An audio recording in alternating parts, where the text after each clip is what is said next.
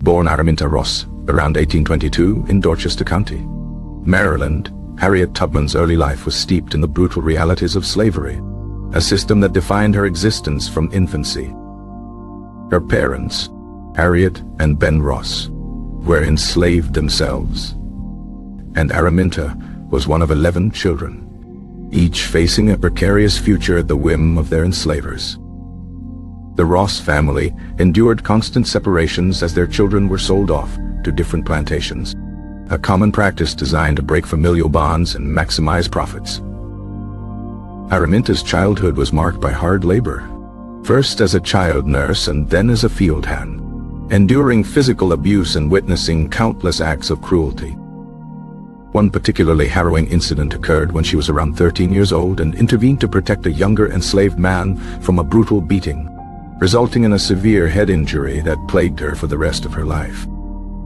This injury caused debilitating headaches, sight sores, and vivid dreams, which she interpreted as messages from God, guiding her towards her future role in the Underground Railroad.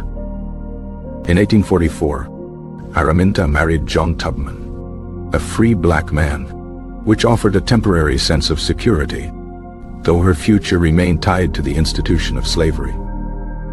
Fearful that she and her family would be sold further south, where the institution of slavery was even more entrenched, Araminta resolved to escape to freedom. On September 25, 1849, she made her daring escape, leaving behind her husband, her family, and the only life she had ever known, relying on the support of the Underground Railroad. The Underground Railroad was not a literal railroad, but a network of secret routes and safe houses organized by abolitionists, both black and white, who helped enslaved people escape to freedom in the northern states and Canada. Guided by the North Star and aided by sympathetic Quakers and other abolitionists, Harriet traveled over 90 miles to Philadelphia, Pennsylvania, a major hub of the anti-slavery movement. Reaching Philadelphia was a momentous occasion, representing a newfound sense of liberty and the possibility of a life free from the horrors of slavery. However, Harriet's freedom was not complete. She was determined to return to Maryland and help her family and friends escape as well. In 1850, she made her first of 19 trips back to Maryland, risking her life to lead her family, including her parents and siblings, to freedom. Over the course of her career as a conductor on the Underground Railroad, Harriet led over 70 enslaved people to freedom, defying slave catchers and risking arrest and even death.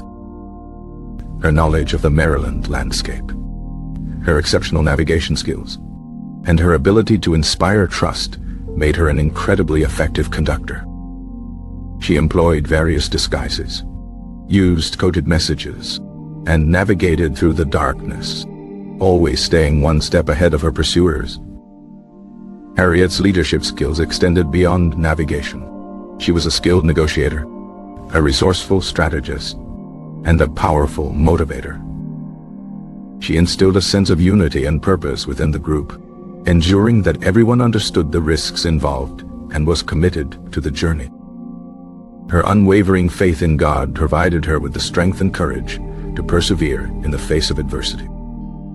Known as Moses by those she led to freedom, Harriet's actions earned her widespread admiration among abolitionists and fueled the anti-slavery movement. Despite the heightened risks, Harriet continued her work, helping more and more people escape to freedom, knowing that the consequences of being caught were dire.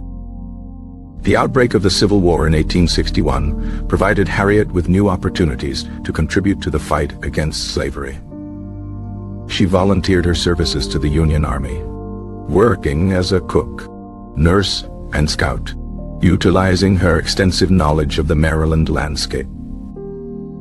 In 1863, she led the Combahee River Raid, a daring military operation that freed over 700 enslaved people in South Carolina.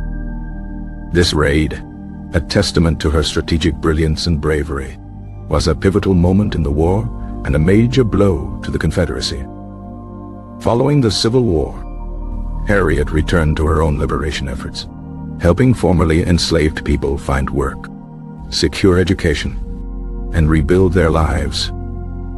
She established the Harriet Tubman Home for the Aged in Auburn, New York, providing a safe haven for elderly and impoverished African Americans. Throughout her life, Harriet faced discrimination and financial hardship, but she never wavered in her commitment to freedom and equality.